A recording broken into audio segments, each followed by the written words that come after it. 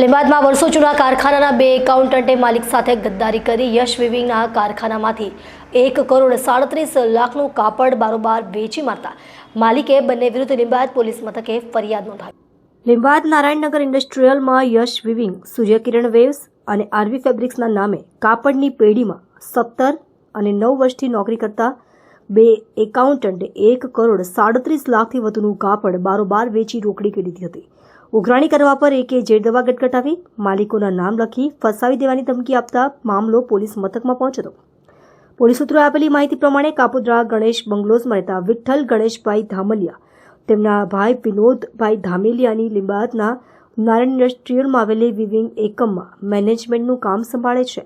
ગત 1 ફેબ્રુઆરી 2024 તેઓ ગોડાઉનમાં માલ ચેક કર્યા હતા ત્યારે તેમને અંદરથી માલ ઓછો જણાઈ આવ્યો હતો।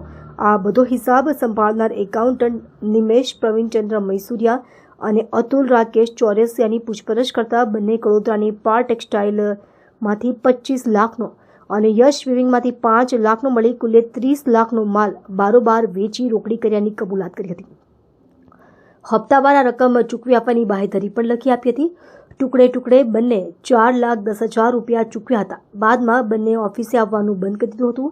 બંને પૈકી નિમેશ 17 વર્ષથી અને અતુલ 9 વર્ષથી એકાઉન્ટન્ટ તરીકે નોકરી કરતા હોવાથી બંને ભૂતકાળમાં કોઈ ગોલમાલ કરી શકે કે તે ચકાસવાના ઈરાદે હિસાબ ચેક કરવામાં આવતા અધધધ ચોરી કર્યાનું બહાર આવ્યું હતું। બંને એપ્રિલ 20 થી જાન્યુઆરી 24 દરમિયાન 1,41,85,000નું ગબન કર્યું હતું। જંગી માલ બારોબાર વગી કરી રોકડી કરી લેનાર આ બંને પાસે કંપની તરફથી ઉઘરાણી કરવામાં આવતા નિમેશે દવા ગટગટાવી આપઘાત કરવાની અને તેમાં માલિકોને ફસાવી દેવાની ધમકી આપતા મામલો લીંબાદ પોલીસ મથકે પહોંચ્યો હતો। સબ ઇન્સ્પેક્ટર ડીઆર ઓળેદરા વધુ તપાસ કરી રહ્યા છે।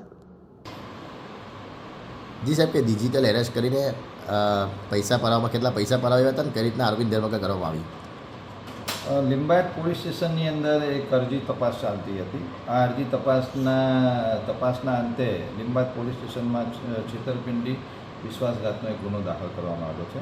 ગુનાની વિગત એવી છે કે જે ફરિયાદી છે વિઠ્ઠલભાઈ ગણેશભાઈ ધામલિયા, જે યશ વિવિંગ, સૂર્યકિરણ વેવ્સ અને આરવી ફેબ્રિકેશન નામની 3 પેઢીઓનું એ મેનેજમેન્ટનું કામ કરે છે।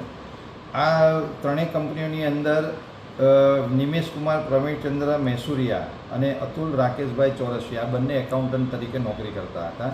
આ બંને એકાઉન્ટન્ટે કંપનીના ધ્યાન બહાર કુલ 5,966 ટાંકા કપડું કંપનીને જાણમાં રાખ્યા વગર બારોબાર એ લોકોએ વેચી નાખેલું હતું, જેની બજાર કિંમત જોતાં 1,41,85,000 જેટલી કિંમત થાય છે।